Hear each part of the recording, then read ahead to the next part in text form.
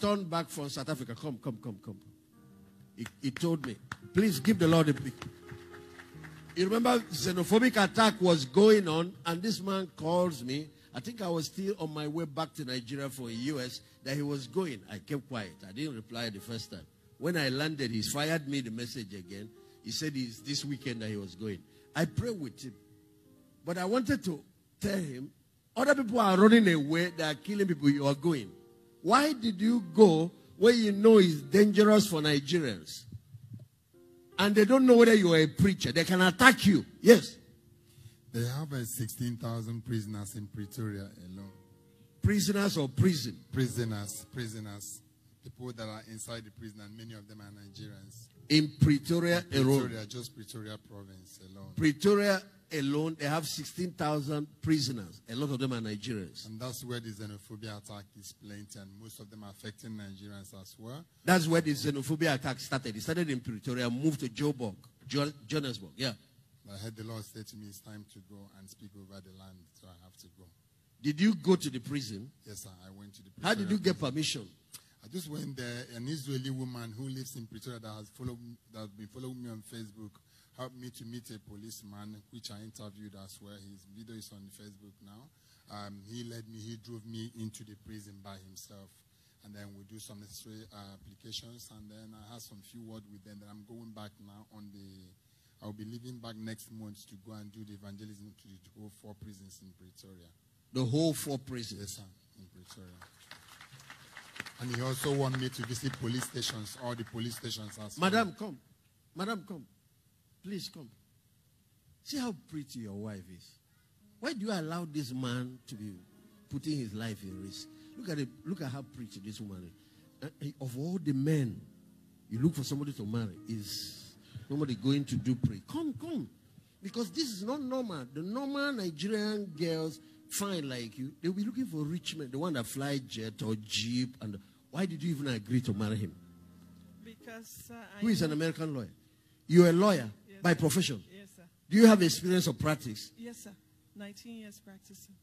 Why is he calling you an American lawyer? I'm an American citizen also. You're an American citizen? Yes, sir. And you went to marry somebody doing evangelism in prison? Yes, sir. Yes, sir. Eh? Yes, Daddy. Why? Because I want to be part of what his reward in heaven. You want to be part of it? Yes, sir.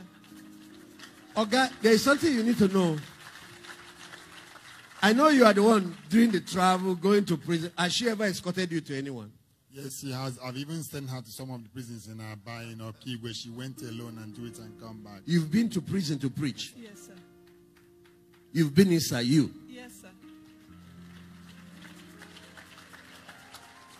Now, this is what Jesus meant. Don't go and see that Jesus is coming. Oh. You won't go to work. You won't go to markets. Say Jesus is coming. What he said, occupy. Everyone say occupy. Plant churches, win souls, evangelize, make disciples, reach the prisoners, reach the poor, touch life, heal the sick, pray for, get involved. You know all the kind of things Jesus was doing when he was here. He was going about doing good and healing all that was what? Jesus was not saying, I will soon go back to heaven, I will soon go back to heaven, and was doing nothing. You know, he returned back to heaven. But between the time he lived here, till the day they arrested him and took him to the cross. But why will a pretty woman like you? I'm saying that because the value system. Some of you will see a godly man of God. No, I can never marry a pastor. Shut up. Can never marry a pastor. But when you see false prophets now, you start following them up and down. Can never marry a pastor. Never you say anything like that. Maybe look at the person. Maybe your personality does not match. This is not the kind of personality that... Are you understanding that? Don't go and say, I can't marry this person because of their profession. If there is any profession for which you should marry, if pastoring. Not if you are looking at the other side. If your values are only mundane things, material things, it ends here. Hey, let's balance it. I'm not saying now go and be looking for pastors. So.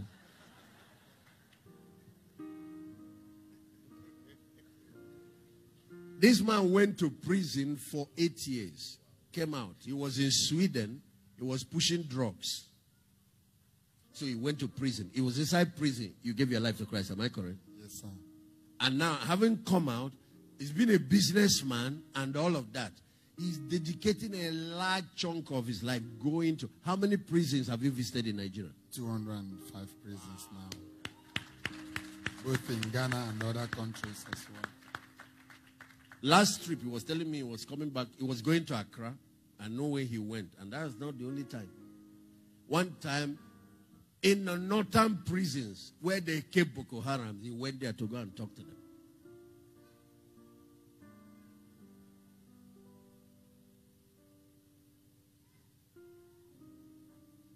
So what are you doing with your time? What are you doing with your talent? What are you doing with your treasures, your resources? What are you doing with your life? That's the last charge. That's the most critical. Because after all of this, where does it boil down to? Is the life you're living and the responsibilities you have taken in the kingdom. Those are the things that will show up on the day of reckoning. Amen. Everybody lift up one hand. Make a fresh commitment to the Great Commission. Make a fresh commitment to touching lives. Make a fresh commitment to playing a role that will improve the lives of others. Like the Jews, invent something, start a business, create jobs, do something. Whatever it is that helps somebody. And the Jews are making a lot of money too. They are making billions because they are solving problems.